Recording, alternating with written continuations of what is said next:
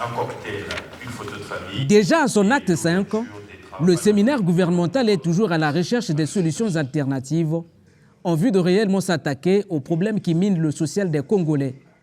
Cherté de la vie, sécurité alimentaire et bien d'autres sont autant de sujets qui vont retenir l'attention d'Anatole Koliné-Makosso et de son équipe lors de cette édition ouverte ce 26 décembre à Brazzaville.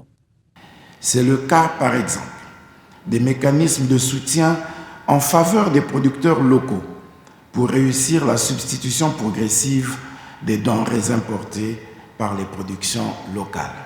Il nous faut enfin réfléchir sur la stratégie la plus efficace pour contenir l'inflation qui se présente à nous comme un impôt venant de l'extérieur. Pendant longtemps, nous avons contenu l'inflation en la faisant supporter par les finances publiques pour protéger le consommateur. Nous avons procédé ainsi depuis plus d'une dizaine d'années en subventionnant totalement certains produits essentiels. Cela s'est encore manifesté depuis la crise sanitaire à coronavirus, puis suite au risque de crise alimentaire consécutive à la guerre en Ukraine. Devenue un rituel, cette rencontre gouvernementale devrait également s'atteler sur la nécessité d'accélérer la matérialisation du plan national de développement 2022-2026, un plan sur lequel reposent plusieurs stratégies de relance économique.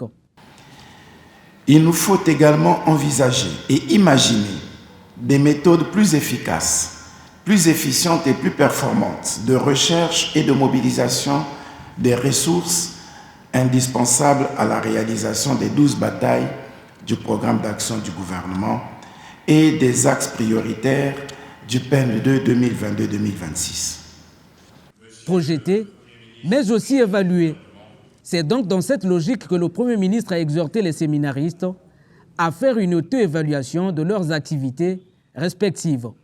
Un regard rétrospectif suffit pour que chacun de nous apprécie les résultats obtenus par son département dans la mise en œuvre des orientations stratégiques du projet de société du président de la République, son Excellence M. Denis Sassou Nguesso, je cite, « Ensemble, poursuivons la marche ».